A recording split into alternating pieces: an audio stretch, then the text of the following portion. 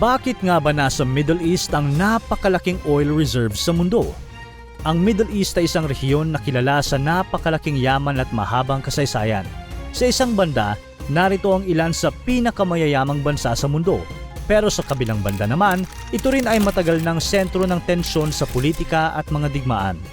Pero sa gitna ng karangyaan at kaguluhan, may isang bagay na matagal nang nakatago sa ilalim ng lupa na maituturing na isa sa mga dahilan ng walang katapusang swerte at wala ring katapusang gulo sa Middle East, ang langis.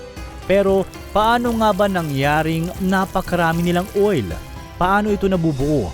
At bakit sa Middle East nagtipon ang halos lahat ng ito?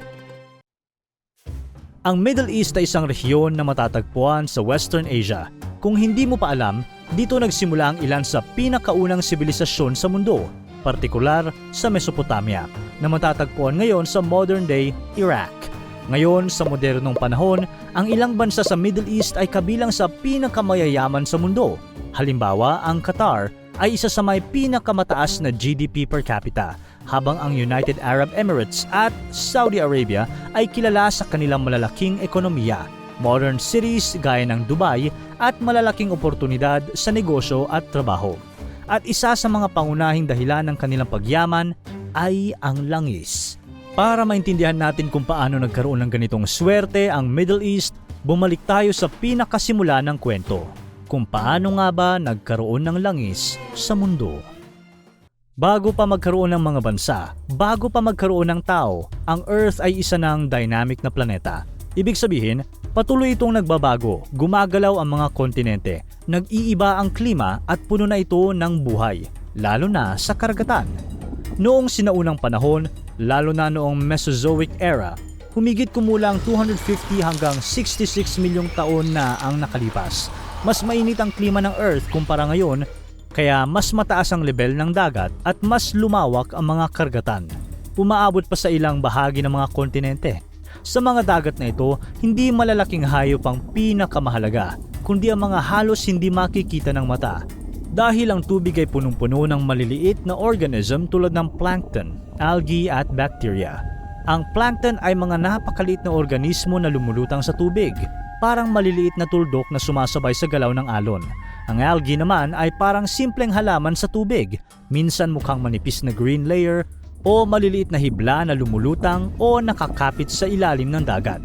Sa totoo lang, ang algae ay hindi tunay na halaman o hayop.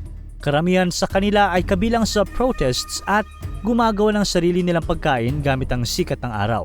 Ang plankton naman ay may dalawang uri, ang phytoplankton na parang maliliit na halaman at bacteria na gumagawa ng oxygen sa pamamagitan ng photosynthesis. At zooplankton, ang maliliit na hayop na kumakain ng phytoplankton o ibang plankton.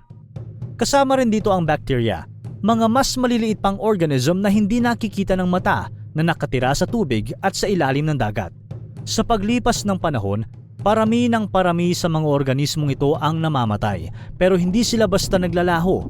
Unti-unti silang lumulubog, pababa ng pababa, hanggang sa makarating sila sa ilalim ng dagat. At doon sa madilim na ilalim, nagsisimula ang isang napakabagal na proseso. Sa lalim na ito, dahan-dahan ring bumabagsak ang mga putik, buhangin at maliliit na piraso ng lupa mula sa ibabaw. Dala ng mga ilog at pagguho ng lupa mula sa kalupaan. Habang patuloy itong naiipon, unti-unti namang natatabunan ang mga labi ng plankton at algae. Dahil dito, hindi sila agad naaagnas at nawawala. Sa halip, naiipon sila, patong-patong habang mas maraming sediments ang bumabagsak sa ibabaw nila. Habang tumatagal, lalong bumibigat ang mga layer na ito, kaya tumitindi ang pressure sa mga nasa ilalim.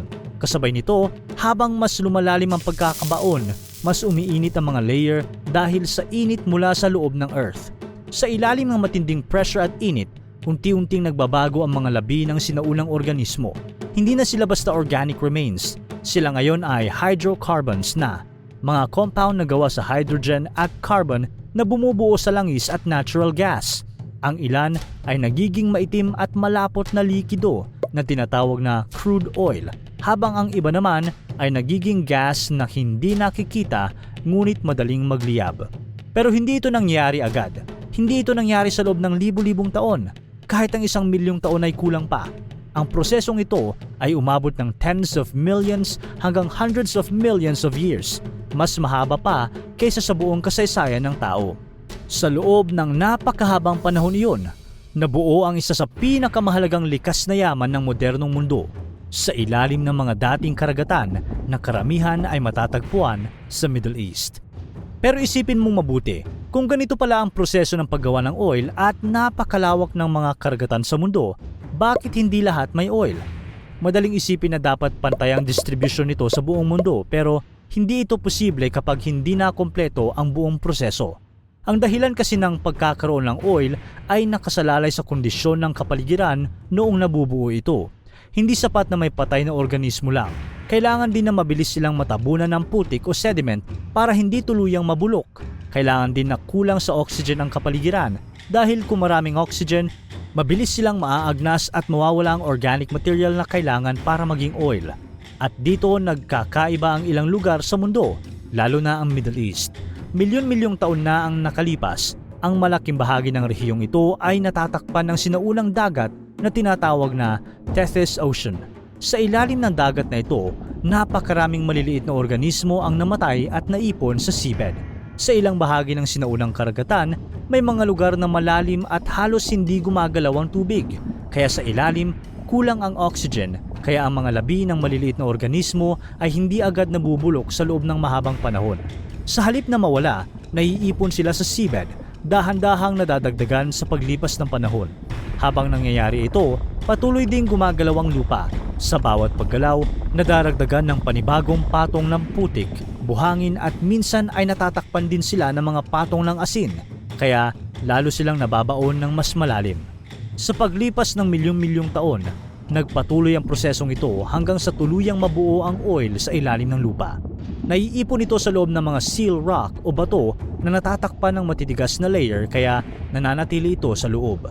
Sa madaling salita, ang halos perpektong kombinasyon ng mga kondisyong ito ay nangyari lamang sa ilang bahagi ng mundo at isa sa pinakamahalaga ay ang rehiyon ng Middle East. Ngayon, saan naman nagmumula ang pinakamaraming oil sa Middle East? Isa sa pinakamahalagang pinanggagalingan nito ay ang Ghawar Field sa Saudi Arabia, ang pinakamalaking conventional oil field sa buong mundo. Dito umaabot sa humigit kumulang 3.8 million barrels ng oil ang nakukuha kada araw na ginagamit hindi lang ng iisang bansa kundi sinusupply sa maraming parte ng mundo. Pero teka muna, kung ang oil ay nabuo sa ilalim ng dagat, paano ito napunta sa lupa? Ganito yon. Ang ibabaw ng Earth ay nahahati sa malalaking piraso na tinatawag na tectonic plates. Ang mga ito ay patuloy na gumagalaw dahil sa init mula sa loob ng Earth. Kahit mabagal ang galaw, ilang sentimetro lang kada taon, kapag pinagsama sa loob ng milyon-milyong taon, nagdudulot ito ng malalaking pagbabago sa anyo ng mundo. Sa rehiyon ng dating Tethys Ocean, nagkaroon ng malalakas na banggaan ng mga tectonic plates. Ang Indian Plate ay bumangga sa Eurasian Plate na nagresulta sa pagbuo ng Himalayas. Kasunod nito, ang Arabian Plate ay gumalaw at bumangga rin sa Eurasian Plate. Dahil sa mga banggaang ito, ang dating seabed ay unti-unting umangat at naging lupa. Pero kahit umangat ang lupa, nanatili sa ilalim ang mga layer ng lupa at bato kung saan nakakulong ang oil at gas. Sa paglipas ng panahon, ang dating napakalawak na karagatan ay unti-unting nagsara at naging lupa, at kalaunan ay naging disyerto. Pero sa ilalim ng lupa, nanatili ang oil na nabuo milyon-milyong taon na ang nakalipas, na ngayon ay kinukuha at ginagamit sa buong mundo. Ito ang mga dahilan kung bakit napakaraming oil ang matatagpuan sa Middle East. Pero ang tanong, Middle East nga ba ang may pinakamalaking oil reserves? Hindi. Ang bansang may pinakamalaking oil reserve sa mundo ay ang Venezuela. Pero karamihan sa langis nila ay makapal at mas mahirap kunin at iproseso. Sa kabilang banda, ang oil sa Middle East ay mas madaling kunin, mas mura i-produce at matatagpuan sa malalaking oil fields na kayang mag-produce ng tuloy-tuloy.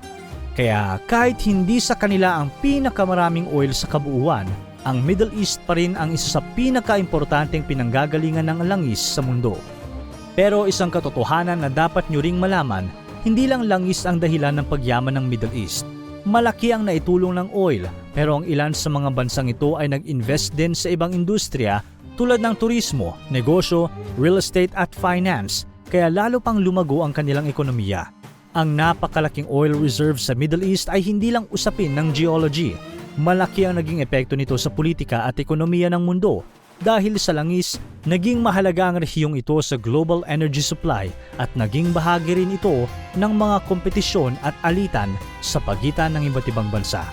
Ngayon, habang patuloy na tumataas ang demand sa energy dahil sa paglaki ng populasyon at industriya, lalo ring mas nagiging mahalaga ang langis. Pero may isang mahalagang katotohanan sa kwento ng oil energy. Ito ay may hangganan. Kung babalikan natin ang kwento, nabuo ang oil ng napakahabang panahon. Mas mahaba pa sa buong kasaysayan ng tao. Kaya hindi ito kayang palitan kahit pa sa loob ng maraming henerasyon. Ayon sa mga estimate, ang kasalukuyang supply ng oil ay maaaring tumagal ng ilang dekada, depende sa paggamit. Pero habang tumatagal, mas lalo itong nagiging mahirap at mas mahal kunin. Kaya ngayon, nagsisimula nang lumipat ang mundo sa renewable energy sources tulad ng solar, wind, geothermal, biomass at hydropower. Ang pagbabagong ito ay hindi lamang dahil sa kakulangan ng oil, kundi pati na rin sa epekto nito sa climate change, polusyon at kalusugan ng tao. Kaya ang dami ng oil sa Middle East ay hindi simpleng swerte. Ito ay resulta ng milyon-milyong taon ng pagbabago sa Earth. Mula sa sinaunang karagatan hanggang sa paggalaw ng lupa, nagtagpo ang mga tamang kondisyon kaya naging isa ito sa mga rehiyong may pinakamalaking oil reserve sa mundo. Pero tandaan, kahit gaano ito karami, mayroon pa rin itong hangganan. Para tuloy-tuloy ang saya at kwentuhan, huwag kalimutan mag-subscribe sa Bubbly YouTube channel at pindutin ang notification bell.